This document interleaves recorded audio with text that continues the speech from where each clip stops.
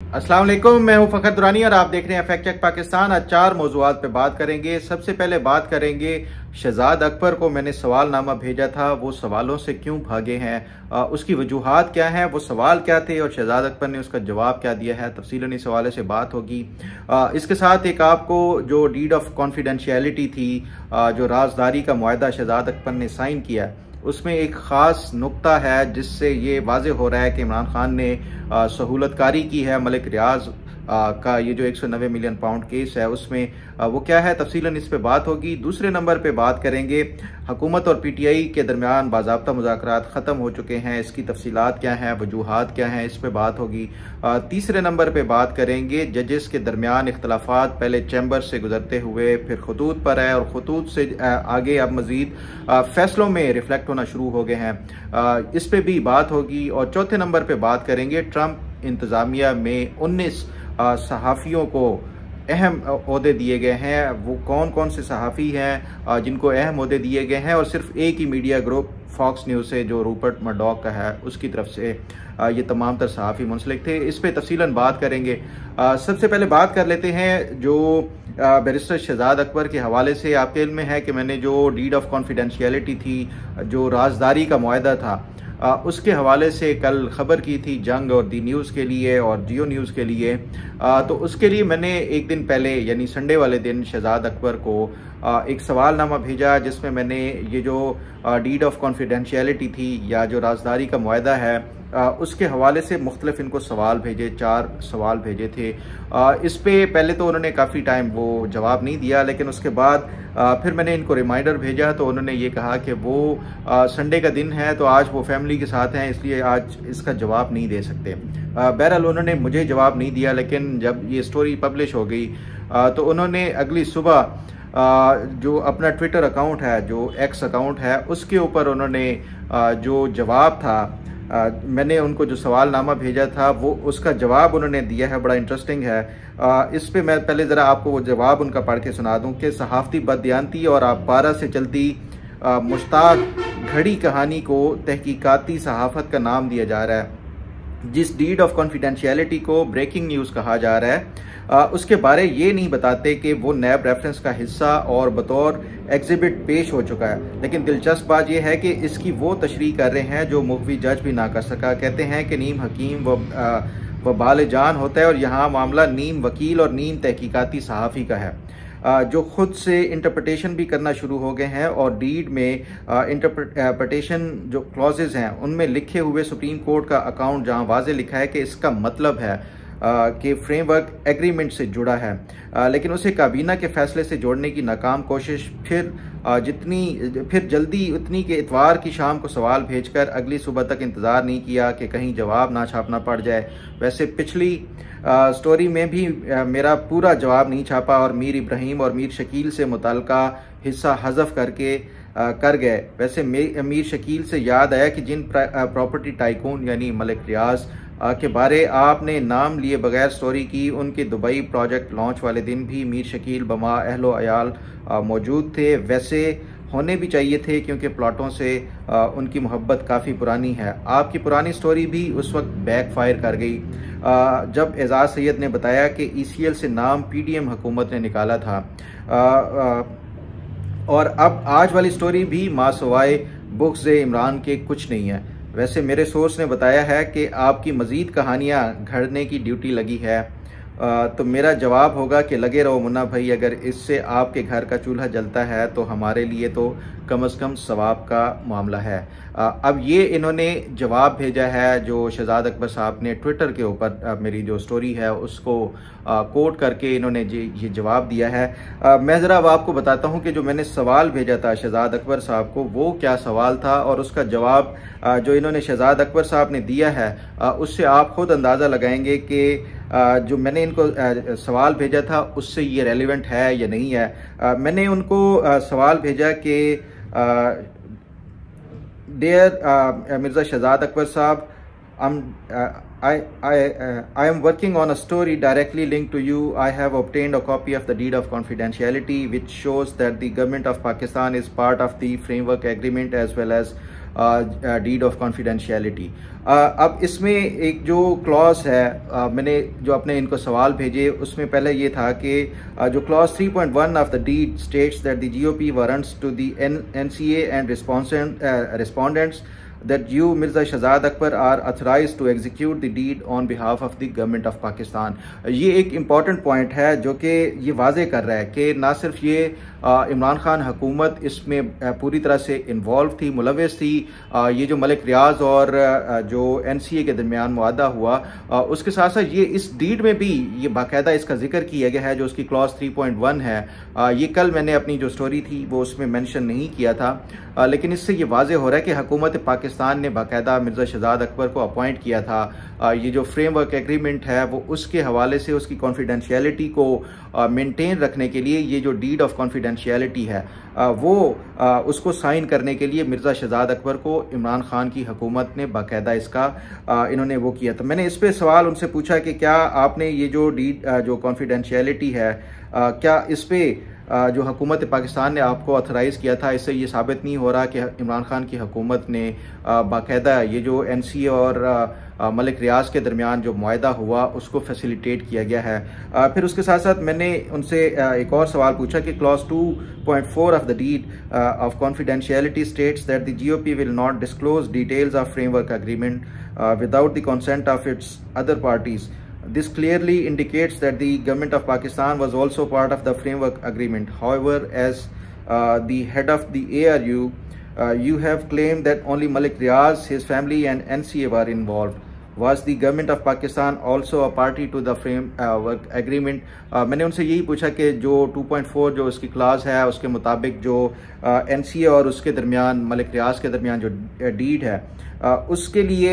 ये clear cut आपने उसकी तमाम तो जो डिटेल्स हैं वो उसको डिस्क्लोज नहीं की जाएंगी, हुकूमत पाकिस्तान उसको डिस्क्लोज नहीं करेगी। तो आपके पास ये अथॉरिटी डिस्क्लोज ना करने की है, तो इसका क्या मतलब है कि क्या आप इस एग्रीमेंट का एक हिस्सा रहे हैं या जो हुकूमत पाकिस्तान है इसका ये जो एक बतौर जो एग्रीमेंट फ्रेमवर्क एग्रीमेंट था उसका एक पार्टी है, या फिर आपने इसको किस तरह फैसिलिटेट किया है? अगर आप इसका जवाब दे दें। फिर मैंने उनसे एक और पूछा कि clause 2.5 indicates that the GOP can disclose information if legally necessary. जब अगर आप ये कहते हैं, फिर मैंने उनसे पूछा कि हम इस पूरे मामले का हिस्सा ही नहीं थे, तो फिर ये हुकूमत पाकिस्तान के अथॉरिटी से ये जो इसका ये जो फ्रेमवर्क एग्रीमेंट था उसको डिस्क्लोज कर सकती है? जब आप इसका हिस्सा ही नहीं थे तो फिर आप उसको डिस्क्लोज करने की कैसे पावर या अथॉरिटी रखते हैं? तो ये मैंने उनसे सवाल पूछे थे, 4 सवाल पूछे गए थे उनसे, और उसका जवाब उन्होंने शहजाद अकबर साहब ने जो है वो दिया, जो मैंने आपको पढ़ के सुनाया। बहरहाल इस पे फिर मजीद मैंने उनसे जो है वो कहा कि अगर मेरी आपने जिस तरह पॉइंट आउट किया है कि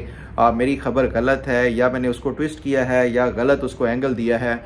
तो आपके लिए मैंने पहले भी ओपन आपने जो चैलेंज किया था मुझे कि मैं बरतानिया में आपके खिलाफ केस करूंगा, मैंने आपको उस टाइम भी कहा था और अब भी मैं दोबारा आपसे यही कहता हूं कि अगर मैंने कोई स्टोरी गलत की है, इसमें कोई मेरा जो गलत हकायक पेश किए हैं, तो आपको खुली ऑफ़र है कि आप बरतानिया में जाके इसको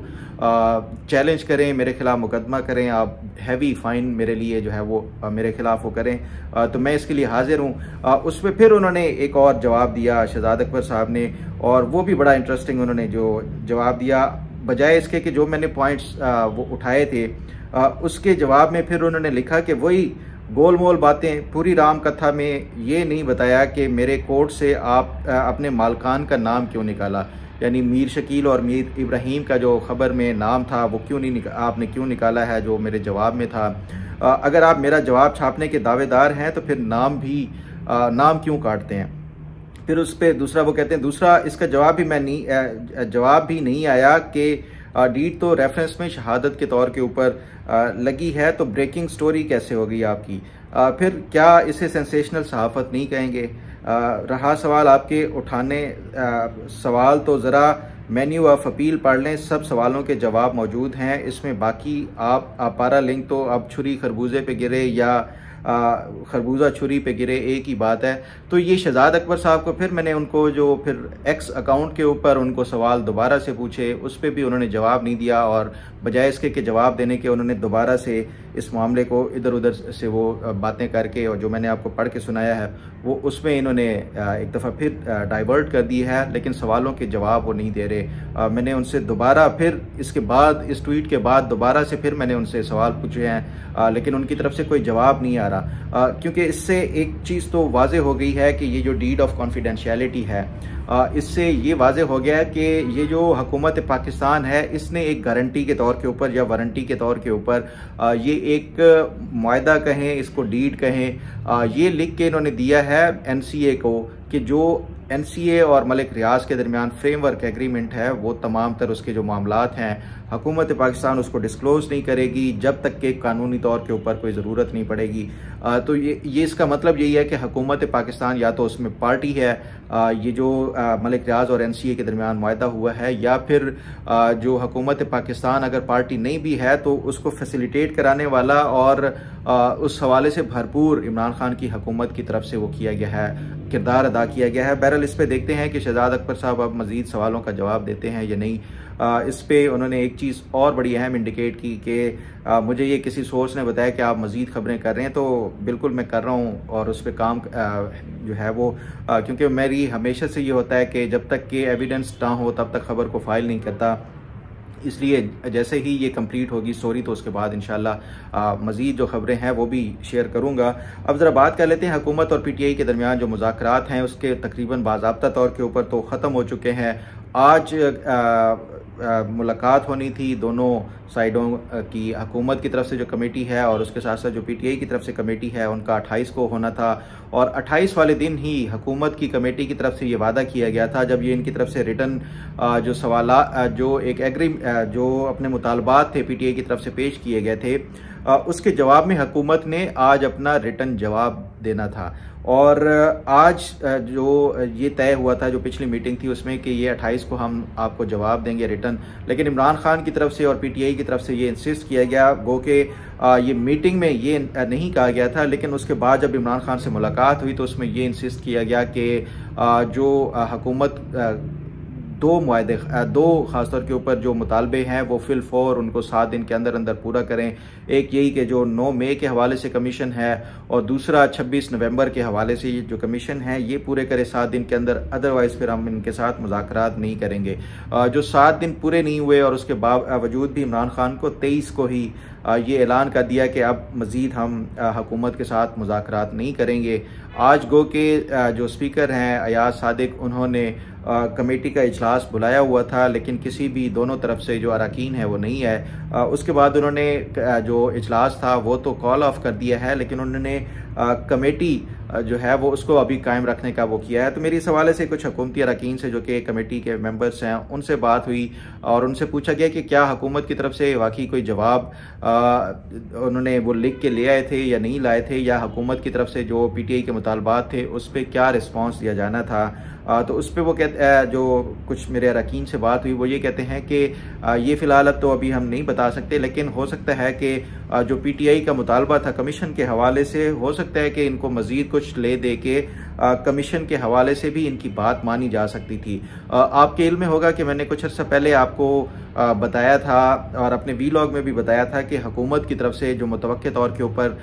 PTI के इस कमीशन बनाने के मुतालबे पे एक काउंटर जवाब जो आएगा वो यही है कि सिर्फ फिर 9 मई और 26 नवंबर के ऊपर नहीं तहकीकात होंगी, उसके साथ साथ 2014 के जो धरने थे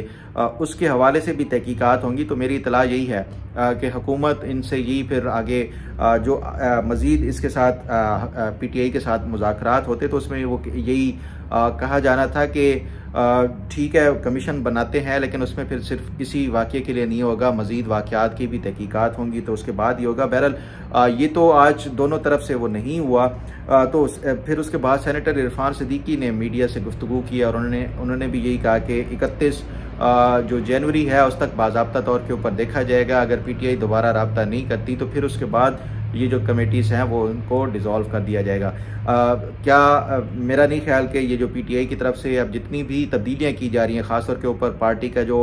स्ट्रक्चर है, पार्टी की जो ऑर्गेनाइजेशन है उसमें जितने की ओहदे दिए जा रहे हैं, अब हार्ड लाइनर्स को दोबारा दिए जा रहे हैं, उससे बज़ाहिर यही लगता है कि PTI की तरफ से ये फैसला कर लिया गया है कि वो मज़ीद अब जो हुकूमत के साथ मुज़ाकरात नहीं करेंगे। लेकिन सवाल यह है कि क्यों नहीं करेंगे। क्या पीटीआई को कोई इस हवाले से कहीं और से एश्योरेंस मिली है? तो मेरा नहीं ख्याल कि कोई पीटीआई को इस तरह इस हवाले से कोई एश्योरेंस मिली है। बुनियादी बात दरअसल यही है कि जितनी भी 3 मीटिंग्स हुई हैं उसमें भी, और जो पस पर्दा भी मुज़ाकरात हुए हैं, उन सब में एक ही मुतालबा पीटीआई की तरफ से मेन होता है, और वो है इमरान खान को जेल से रिहा करना। हुकूमत वो किसी सूरत भी मान नहीं रही। जब तक ये हुकूमत जेल से रिहाई की हामी नहीं भरती, वो चाहे पस पर्दा मुज़ाकरात के ज़रिए वो किया जाए, तो उसके बाद पीटीआई हर तरह से मुज़ाकरात भी करेगी, सब कुछ करेगी। लेकिन अगर ये जो कमीशंस हैं या ये सिर्फ दिखावे के लिए हैं, असल मामला और असल जो मुद्दा है वही इमरान खान की रिहाई है, और यही वो वजह है कि इमरान खान की रिहाई नहीं हुई तो इमरान खान ने ये तमाम तर जो मुज़ाकरात हैं उसको कॉल ऑफ कर दिया है। बाकी कमीशन वगैरह से वो इमरान खान को कोई मैटर नहीं करता उसका। बहरहाल इस पर जो मज़ीद अपडेट होगी वो आपके साथ शेयर करूँगा। अब ज़रा बात कर लेते हैं जो जजेस के दरमियान आपस में इख्तलाफात थे। पहले हम सुनते थे कि चैम्बर्स के अंदर ही इनके जो इख्तलाफात होते थे उनकी कहानियाँ सामने आती थी कि अगर किसी जज को दूसरे जज से इख्तलाफात होते भी थे तो वो चैम्बर्स में ही निपटा दिए जाते थे, चाहे वो शिकवे शिकायत हों, गिले हों, या जितना भी इख्तलाफात हों उसका इजहार चैम्बर्स के अंदर आता था, मीडिया पे कभी उसका वो नहीं होता था। फिर हमने देखा कि ये जो चैम्बर से निकलती हुई बात वो खतूत पर पहुँच गई। ये इसका सिलसिला जस्टिस काजी फायज़ ईसा के दौर से शुरू हुआ था, जो उस टाइम जस्टिस उमर अता बंदियाल जिस तरह उनको इग्नोर करते हुए जो जूनियर जजेस थे उनको हर अहम मुकदमे के लिए उनको बेंचेस में बिठाते थे, और कुछ चंद जो सीनियर, जिसमें जस्टिस मंसूर अली शाह भी शामिल थे उस टाइम, जस्टिस काजी फायज़ ईसा भी शामिल थे, इनको बिल्कुल इग्नोर किया जाता था। तो जस्टिस काजी फायज़ ईसा ने ये खतूत का सिलसिला शुरू किया था, वो चले गए। लेकिन जब ये वो चीफ जस्टिस बने तो उसके बाद ये जो एक जो जिम्मेदारी थी खतूत लिखने वाली और इख्तलाफात वाली, वो जस्टिस मंसूर अली शाह ने ले ली। जस्टिस मंसूर अली शाह ने खतूत लिखे जो जस्टिस काजी फायज़ ईसा के खिलाफ, वो एक तरफ, लेकिन जो आखिरी उनका फेयरवेल वाले दिन जो एक ख़त लिखा गया था उसके ऊपर कोई भी जी शऊर और जो ख़ासतौर के ऊपर कोई सेन जो वो था वो इसको किसी तौर के ऊपर भी एक्सेप्ट नहीं कर रहा था कि ये जस्टिस मंसूर अली शाह इस लेवल पे आके इतना ज़्यादा सख्त ज़ुबान इस्तेमाल कर सकते हैं। बहरहाल वो खतूत से अब बढ़ते हुए जो बात है वो अब फैसलों में आ गई है, और फैसलों में भी पहले जस्टिस मंसूर अली शाह ने जो एडिशनल रजिस्ट्रार के खिलाफ तौहीन अदालत का फैसला किया। दरअसल वो तौहीन अदालत का जो फैसला था या शो कॉज नोटिस जारी करना था, वो उस एडिशनल रजिस्ट्रार नज़र अब्बास के खिलाफ नहीं था, वो बल्कि चीफ जस्टिस के खिलाफ ये एक सिंबॉलिक जो है वो तौहीन अदालत का था, क्योंकि जो बेंच तब्दील किया गया था या जो मुकदमा जो आम बेंच से वो कॉन्स्टिट्यूशनल बेंच को शिफ्ट किया गया था, वो चीफ जस्टिस का फैसला था, और 2 रुकनी जो जजेस की कमेटी थी जस्टिस, तो उन्होंने ये फैसला किया था, ना कि वो रजिस्ट्रार अपने तौर के ऊपर कर सकता है। ये सिंबॉलिकली जस्टिस मंसूर अली शाह ने वो किया, तो उसके बाद दूसरी साइड से भी उसका रिएक्शन आया। वो मुकदमा 28 के लिए ये फिक्स हो गया, लेकिन उसके साथ ही जस्टिस मंसूर अली शाह ने तौहीन अदालत की कार्रवाई कंटिन्यू रखी। फिर उसके बाद हमने देखा कि उसका फैसला भी आया कल।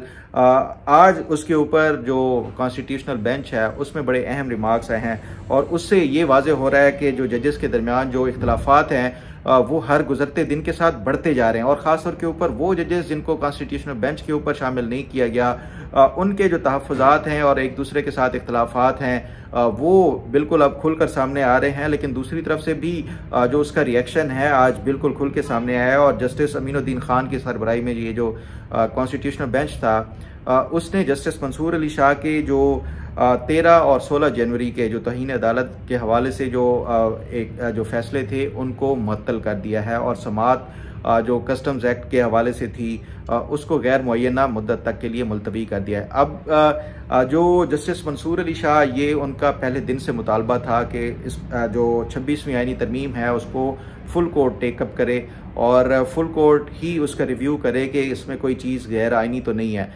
ये मुतालबा उन्होंने खतूत के ज़रिए भी किया, फिर उन्होंने मुख्तलिफ केसेस उठा के वो भी इधर उधर से घुमा के 26वीं आईनी तरमीम ही टारगेट था उनका। लेकिन फ़िलहाल अभी तक उनका ये जो एक दरीना मुतालबा था वो पूरा नहीं किया गया। लेकिन उसका मैंने, आपको याद होगा कि कुछ अर्सा पहले एक वीलॉग किया था और आपको बताया था कि हुकूमत ये सोच रही है कि जो जस्टिस मंसूर अली शाह की तरफ से ये मानना है कि जो उनके पास मेजॉरिटी है, और जैसे ही ये फुल कोर्ट में मामला आएगा 26वीं आईनी तरमीम का, तो वो मेजॉरिटी इसको उड़ा देगी। तो उसका जो बंदोबस्त करने के लिए फिर यही सोचा गया था कि जो सुप्रीम कोर्ट है उसमें मजीद जजेस की तादाद बढ़ाई जाएगी, और उसके लिए बाकायदा कल एक नोटिफिकेशन जारी हुआ है कि जुडिशल कमीशन का इजलास होगा जिसमें 8 नए जजेस सुप्रीम कोर्ट के लिए तैनात किए जाएंगे। और मेरा ख्याल है कि उसके बाद जो जस्टिस मंसूर अली शाह का एक अहम उनका जिस पे वो तकिया कर रहे थे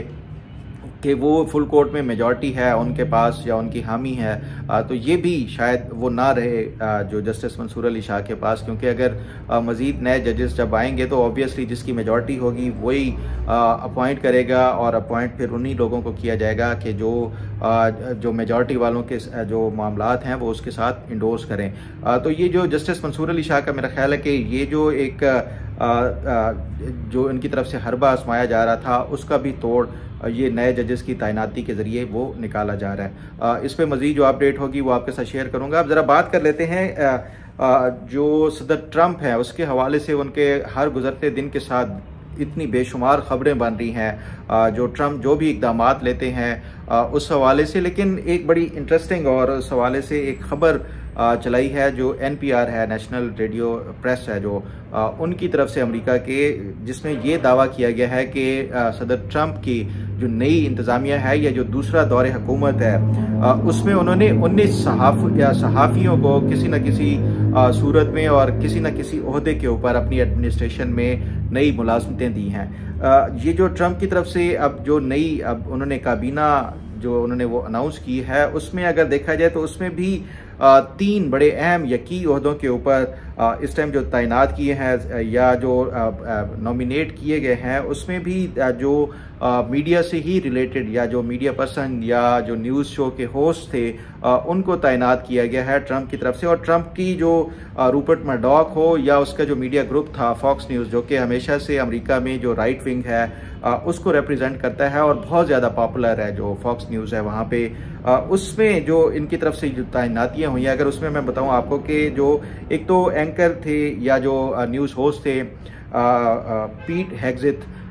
उनको इन्होंने डिफेंस सेक्रेटरी वो किया है। ये फॉक्स न्यूज़ के जो है वो यूँ समझे एंकर थे या जो न्यूज़ होस्ट थे वो थे, उनको सेक्रेटरी डिफेंस लगाया गया है। इसी तरह का जो एक कंट्रीब्यूटर थी तुलसी गबार्ड, ये भी पहले डेमोक्रेट्स की उसमें थी, फिर उसके साथ साथ मीडिया से भी उनका ताल्लुक था। फॉक्स न्यूज़ की जो कंट्रीब्यूटर थी इनको नेशनल सिक्योरिटी जो उसका वो किया गया है, इनको बाकायदा डायरेक्टर नेशनल इंटेलिजेंस का लगाया गया तुलसी गबार्ड को। इसी तरह एक शॉन डफी थे, फॉक्स न्यूज़ के बिजनेस के होस्ट थे, उसको ट्रंप ने अपना जो सेक्रेटरी ऑफ ट्रांसपोर्टेशन लगाया है। एक और होस्ट है डेना पेरिनो जो कि फॉक्स न्यूज़ की जो है वो भी एक शो की होस्ट हैं। उसके हवाले से कहा जा रहा है कि उनको भी ट्रंप एडमिनिस्ट्रेशन की तरफ से शायद कोई की ओहदा दिया जा सकता है। ये जो डेना पेरिनो है ये पहले जब ये सदर बुश थे उसके दौर में ये सेक्रेटरी थी, वाइट हाउस की प्रेस सेक्रेटरी थी। तो ये तमाम तर जो फॉक्स न्यूज़ से रिलेटेड जितने भी सहाफ़ी थे जो राइट विंग के, उसको ट्रंप की तरफ से वो किया जा रहा है, बड़े की ओहदे दिए जा रहे हैं। और अब तक जो NPR की अपनी जो कैलकुलेशन है और उसके मुताबिक तकरीबन 19 के करीब सहाफ़ियों को ट्रंप ने अहम ओहदे दिए हैं। सिर्फ यही नहीं, अगर फॉक्स न्यूज़ के हवाले से देखा जाए तो फॉक्स न्यूज़ हो या जो राइट विंग के जो वहाँ पे जो मीडिया चैनल्स हैं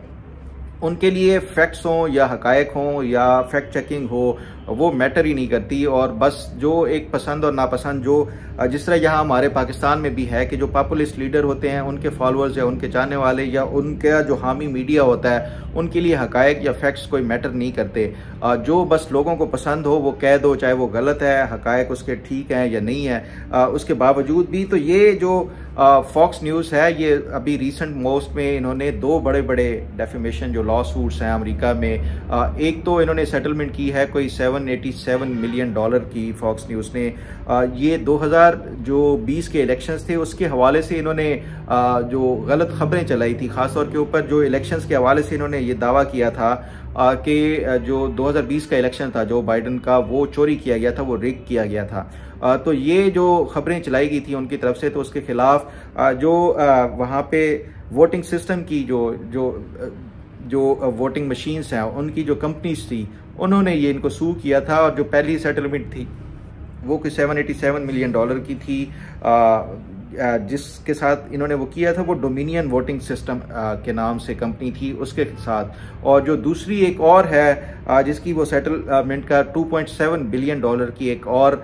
जो डेफेमेशन लॉ सूट चल रहा है वो है स्मार्टमैटिक वायरिंग सिस्टम।